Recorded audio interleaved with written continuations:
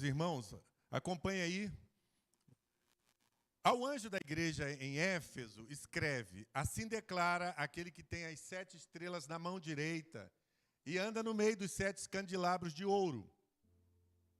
Verso 2: conheço as tuas obras, tanto o teu trabalho árduo como a tua perseverança, e que não podes tolerar pessoas más, e que pusestes à prova aqueles que a si mesmos se declaram apóstolos, mas não são, e descobriste, desculpem, que eram impostores. Verso 3: tens perseverado, suportado o sofrimento de toda espécie por causa do meu nome, e não te deixastes desfalecer.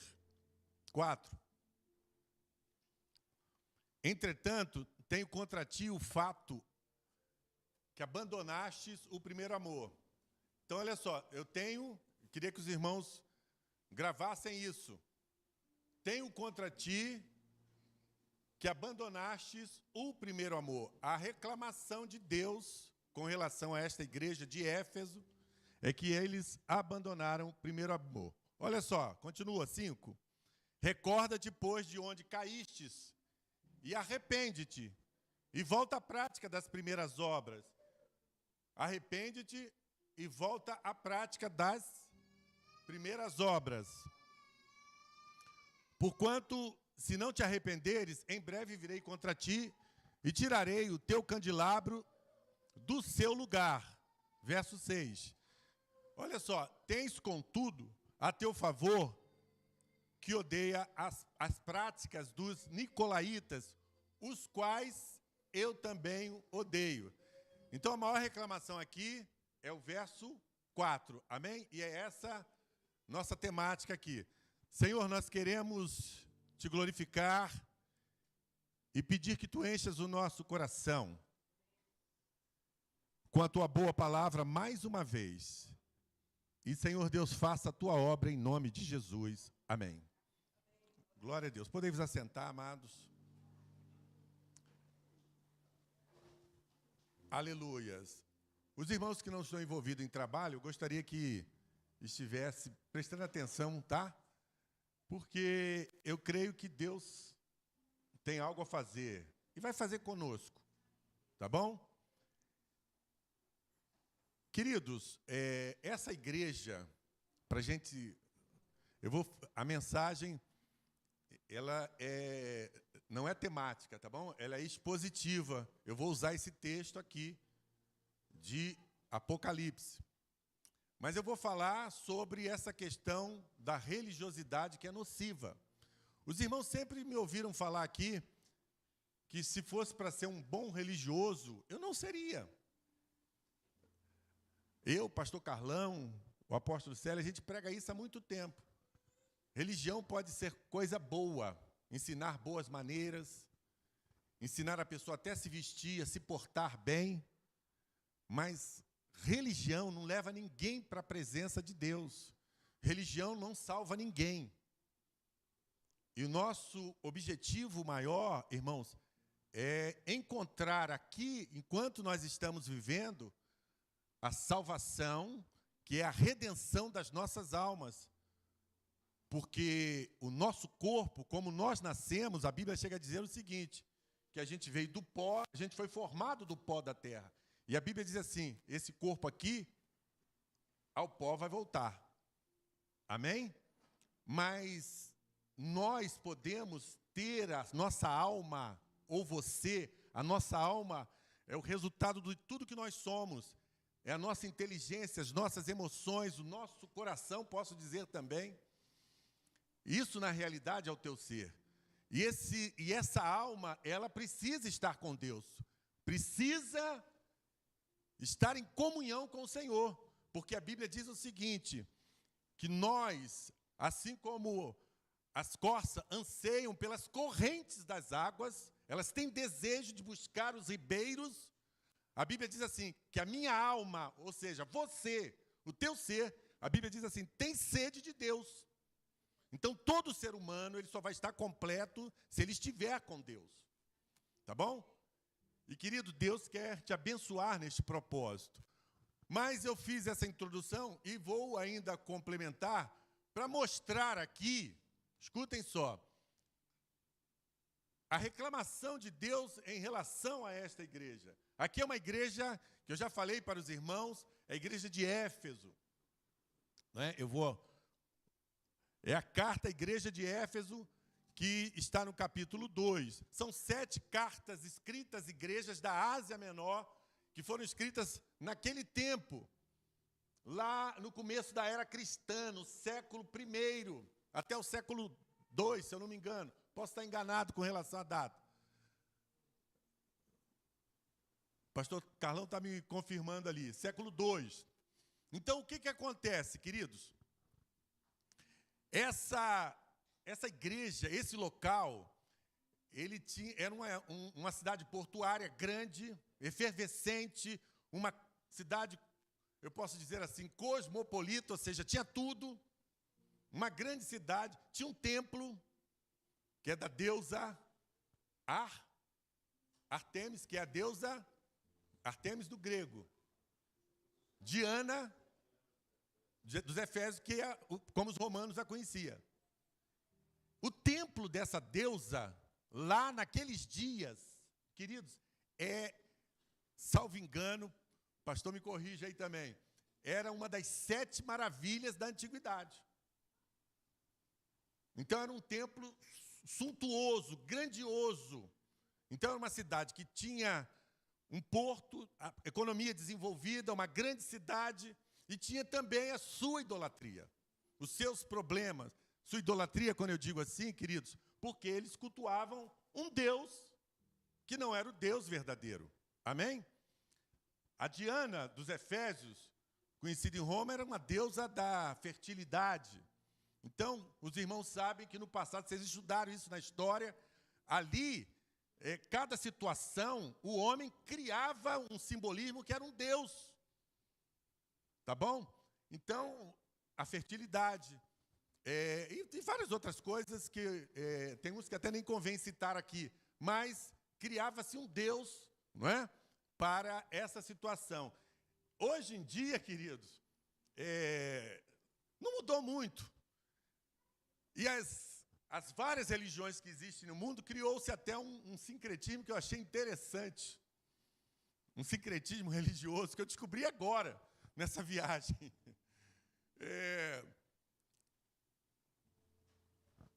Os nativos que trouxeram a religião africana para cá, queridos, e os africanos, os escravos, eles queriam cultuar os seus deuses de lá. Então, é o que a gente comumente chama de orixás, não é isso? Aí, sabe como é que eles faziam para cultuar o seu Deus e não serem perseguidos pelos senhores, até pela igreja dominante da época? Eles faziam o seguinte: eles enterravam o seu Deus, enterravam, e em cima colocava um outro Deus, tudo com D minúsculo, da sua religião, ou da religião daqui. Então, por isso que você vai ver que um santo aqui tem sempre uma comunicação com um outro Deus com D minúsculo lá que veio da África. Tá bom? Entenderam? Então, para eles, eles cultuavam Deus, e hoje isso está representado claramente lá no estado. Mas, enfim, era uma cidade grande, queridos. E aí, amados, uma igreja lá, que é a igreja de Éfeso, que é uma igreja que, vocês sabem, eu admiro muito, já preguei aqui para os irmãos. A igreja de Éfeso, amados, era uma igreja poderosa em Deus. Era uma igreja forte. Era uma igreja, queridos, que tiveram experiência com a glória de Deus, com a presença de Deus. Amém?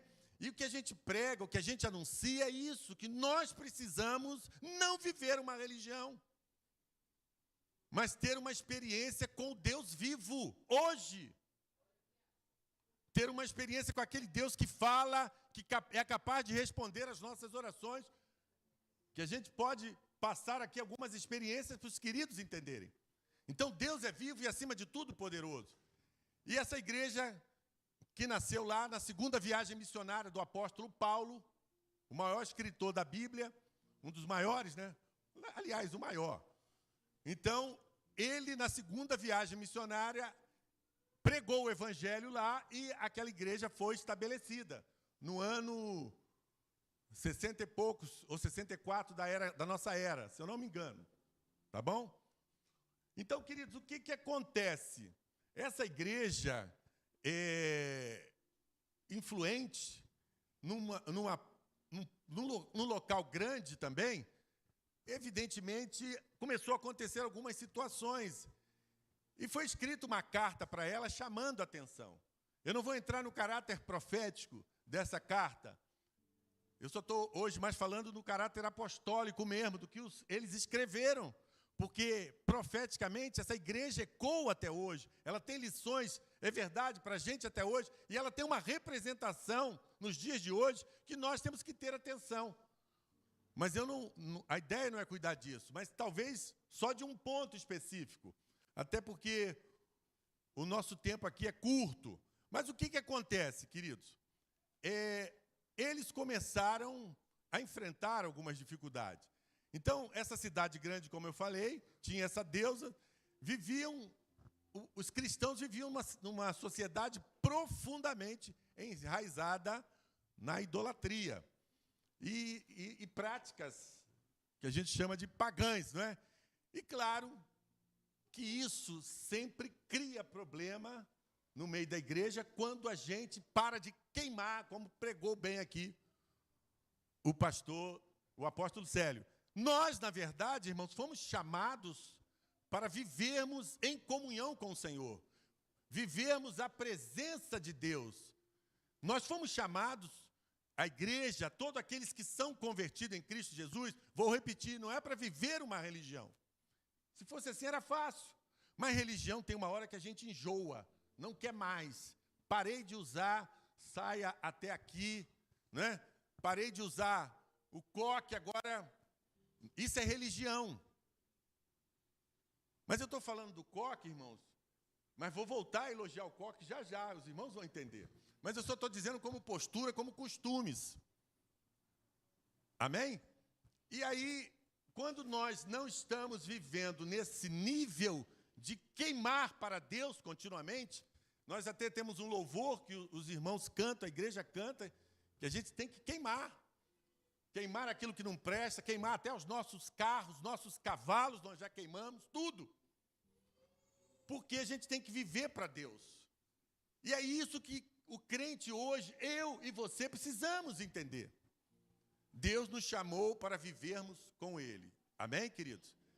Louvado seja o nome do Senhor. Então, é preciso um posicionamento nosso. Se você tem um Deus, você precisa se posicionar nesse Deus.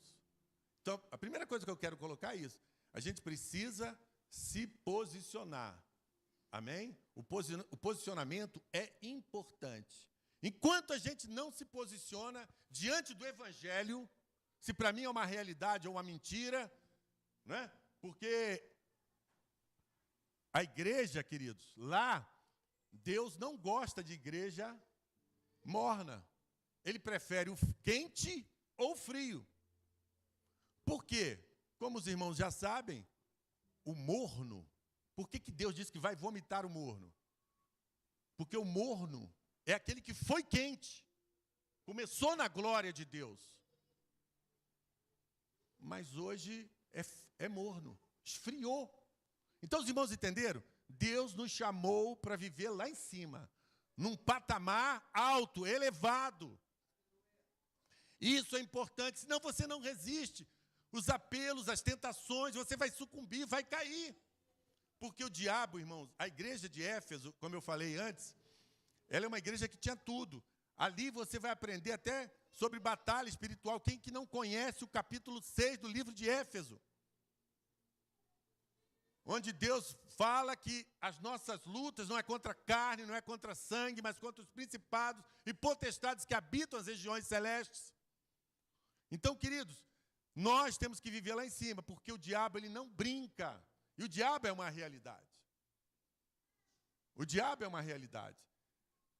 E a gente pode contar experiências aqui, mas talvez não seja o momento adequado. Mas o diabo, ele existe, ele é real.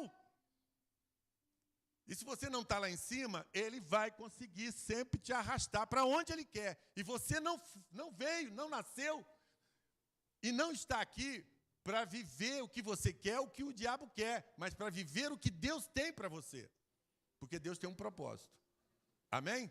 Então, queridos, a Bíblia diz aqui o seguinte, vamos voltar aqui o texto, então, como eu disse.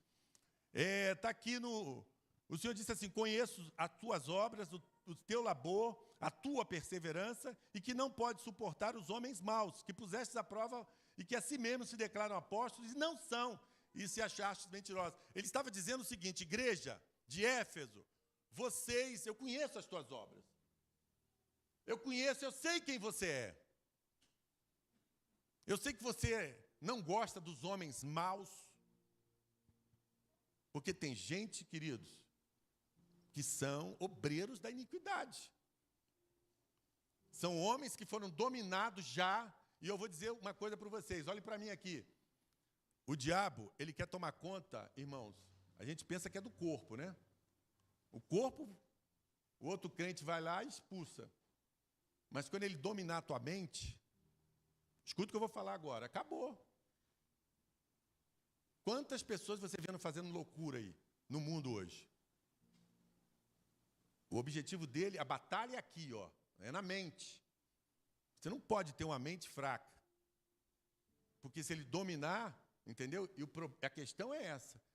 Dominou a mente, você está envolvido. É o que a gente chama de mente cauterizada, mente que não entende. Você fala, irmãos, e só o poder de Deus para libertar. Eu já preguei, convivi com uma pessoa assim. A gente falava, não entendia. E a hora que era professora,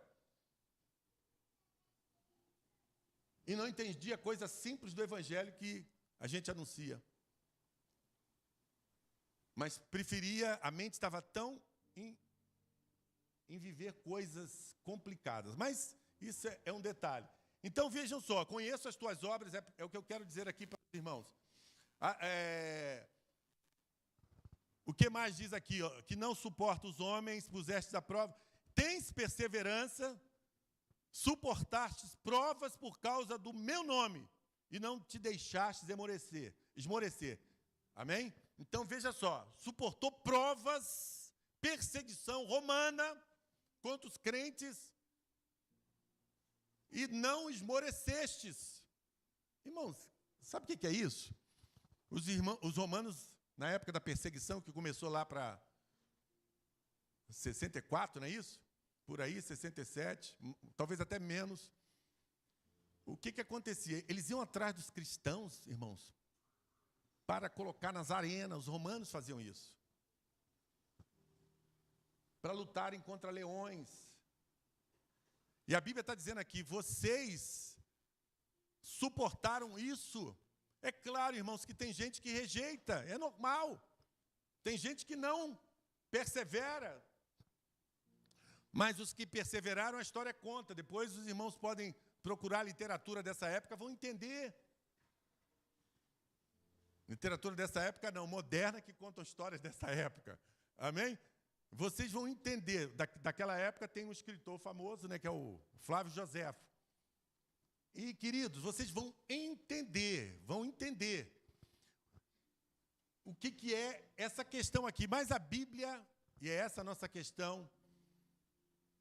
Mas vamos voltar só um pouquinho, aproveitar o gancho da mensagem aqui. Irmãos, não adianta a gente ter nome de que vive, né?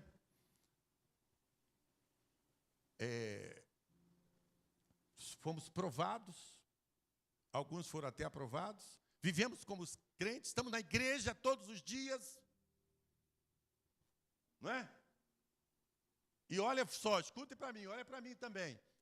Igreja, queridos, é para você adorar a Deus em comunhão com a família do Senhor. Mas a sua vida de crente tem que ser em casa. Orar, ir para o secreto, como disse o pastor aqui, tá bom? Mas não adianta a gente fazer nada disso. Viver assim, queridos, mas vem a declaração do Senhor contra a igreja. Tenho, porém, contra ti que deixastes o primeiro amor. É isso que nos chama a atenção aqui. O que é o primeiro amor? Por que eles deixaram o primeiro amor? E por que o primeiro amor é importante? Amém? Então vejam só. Sabe o que é o primeiro amor, queridos? É o momento que você aceitou a Jesus. Amém? Cadê o seu Antônio aqui? Seu Antônio tem um testemunho de Deus. Porque o dia que ele aceitou Jesus, ele sabe quem ele era, onde ele estava. O que ele fazia, onde ele andava, a vida que ele levava. E sabe o que trouxe ele para a presença de Deus? Este primeiro amor. Vanderlei está aqui também. Não vou falar da vida dele. De novo, não. Mas eu quero dizer para os irmãos o seguinte: ele sabe de onde ele veio, o que Deus fez e como ele foi alcançado. Pelo primeiro amor. Na verdade, o que é esse primeiro amor? Está aqui o pastor Carlão, o apóstolo Célio, a minha própria vida, de onde nós viemos. E ele contou aqui a vida que vivíamos, a vida que experimentamos, melhor. Então, queridos, tenho, porém, contra ti que você abandonou isso. E essa é a questão, queridos. Quando você se converteu, quando você aceitou Jesus, o que você fazia? Lavava até banheiro, irmãos. Orava em qualquer horário, tinha convocação, você era o primeiro a chegar. E hoje nós vivemos dizendo o seguinte, ó, eu vou para o secreto. Irmãos, não consegue vir uma vigília na igreja. Eu vou para o secreto, não consegue assistir um culto na igreja. Que secreto é esse, irmãos? É tão secreto que ninguém vê.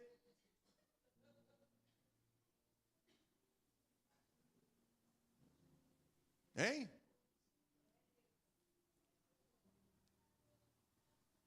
Irmãos, o primeiro amor te impulsionava. Te impulsionava a viver com o Senhor em todo instante. Eu me lembro que eu era jovem. Nós corríamos, esperávamos terminar o expediente, o estudo e buscava lugar para orar. Nas praças lá das quadras onde vivíamos, nos carros de quem tinha um carro.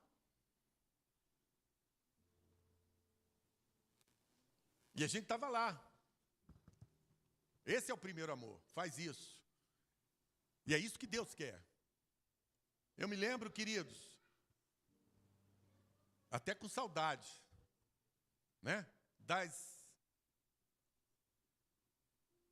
proximidades que nós tínhamos com Deus, a ponto de Deus falar conosco de forma clara. Do que deveríamos fazer. Sabe isso que ele contou aqui? Era Deus se movimentando. Está ali o pastor Carlão, que ele era um organizador desses movimentos nossos naquela época.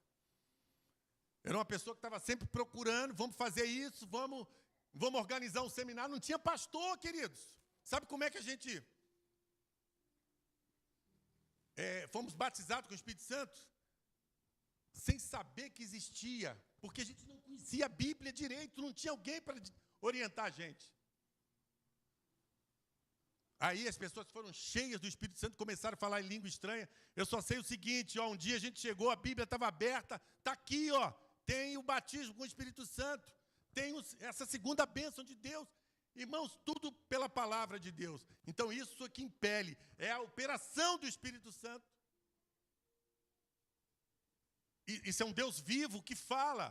Teve um irmão nosso, do grupo de 7 pessoas, que a gente teve que segurar ele, carregar ele, irmãos, porque estava cheio de Deus. Sabe o que é isso? A gente começava a orar quando a gente começou a ir para a igreja, porque foi uma mulher que evangelizou a gente, uma missionária americana, podemos dizer assim. Aí a gente ia para a igreja, irmãos, o nosso corpo se movia de uma tal forma que segurava o banco mexia. Não é que o banco mexia, nós mexíamos o banco. Um descontrole, talvez até emocional. Carlão, que era forte, o banco que ele segurava quase fazia, a igreja ficava olhando para trás até com medo. E o que era isso, irmãos? Era o primeiro amor, era o desejo de estar com Deus. Mas hoje, irmãos, para a gente reunir, assistir um culto por mês, no dia da ceia. Irmãos, nós temos compromisso com o Senhor em primeiro lugar, é verdade. Mas temos compromisso com a família de Deus. Me perdoe, Gabriel e Larissa, que estão nos visitando aqui. São nossos amigos. Mas, queridos, se a gente não começar a atentar que nós temos um Deus que pode todas as coisas e que é conosco, nós podemos escutar, ó, tem porém contra ti o seguinte: você abandonou o primeiro amor. Você é uma pessoa boa, vai para a igreja, está sentado, mas, querido, vai entrar ano e sair ano, cadê a glória de Deus? Cadê a igreja funcionando? Cadê as pessoas com amor pelo trabalho? Hein? Cadê todo mundo queimando por Jesus? Hein, queridos? É claro que é uma opção sua não vir à igreja. E todo mundo respeita. Mas eu vou dizer para você, se você tiver uma postura diferente, Deus vai te abençoar muito mais. Porque Ele é Deus supridor. Ele é Jeová, Deus Todo-Poderoso. O supridor é o... Não, Rafael é que cura. Jirê, né? Não. Jirê é provedor, né? Então, veja só, nós temos um Jeová Jirê, que vai prover as suas necessidades. Você está entendendo isso? Mas você tem que começar a queimar. A Bíblia chega a dizer para eles o seguinte, olha só, irmãos, eu vou só voltar ali no verso 5. Lembra de onde caíste? Ir para o verso 5 e depois vou voltar para o 4. Arrepende-te, volta à prática das primeiras obras. Senão virei, moverei o lugar do teu candeeiro, caso não se arrependa. Tens, contudo, a teu favor, olha só, ainda tinha uma outra característica boa. Tenho, porém, a teu favor, que odeias as obras de quem? Dos nicolaítas, não é isso que está escrito aí? As quais também odeio. Olha só, querido, eles eram diferentes da igreja de Pérgamo. Aqui nesse mesmo capítulo, você vai ver na igreja de Pérgamo, que o Senhor rejeitou as obras, eles lá se envolveram com as obras dos nicolaítas, lá na igreja de Pérgamo. Aqui não.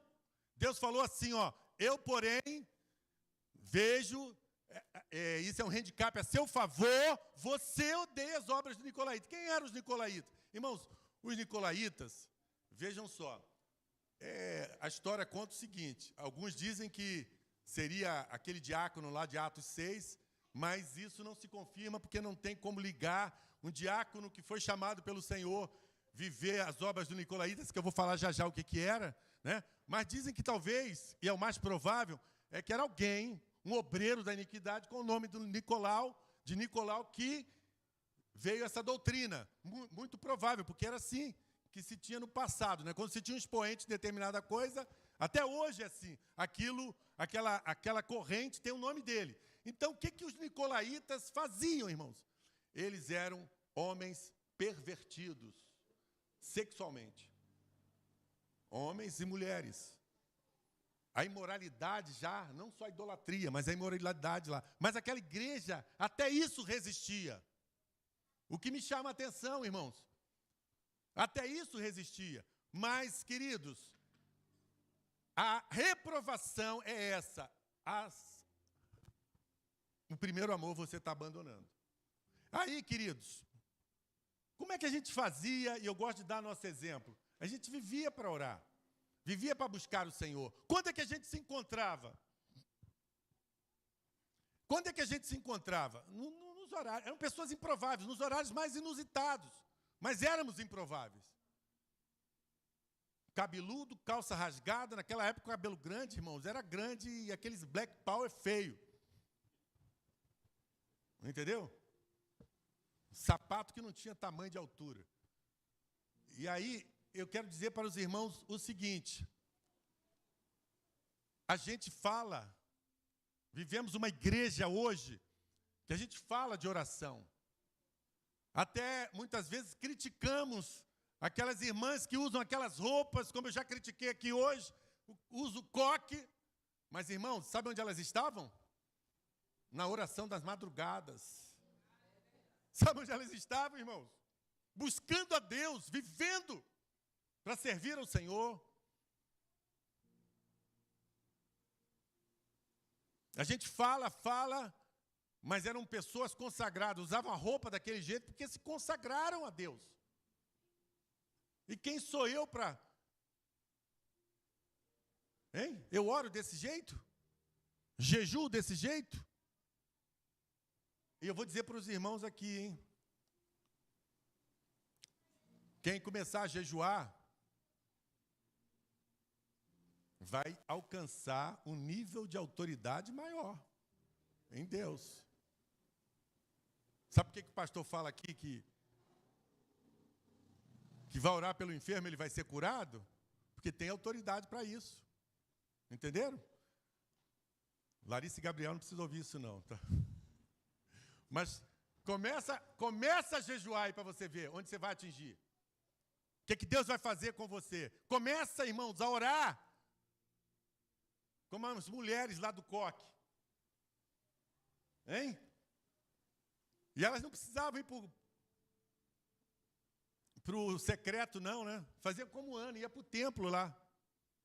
Amém? Estão me entendendo? Iam lá para o templo. Igual Ana. Ana foi bulinada. Os irmãos sabem disso. Por Penina. Disputavam o amor de Eucana. Ana, sabe o que aconteceu com ela? Queridos, ela viu que tinha um problema para resolver. Ela foi para a oração, lá no templo. E falou assim, fez um voto. Deus, se tu me deres um filho, ele vai ser seu, vai te servir no templo. Não dá nem para falar mais, né? Não dá não, né? Amém? Nós vamos ter que fazer um negócio diferente aqui, irmã. Amém? Porque o negócio, quando começa a pegar fogo, a gente tem que acabar. Amém? Mas vocês vão ficar com gostinho de quero mais para voltar, tá bom? Fique de pé no seu lugar. Aleluia.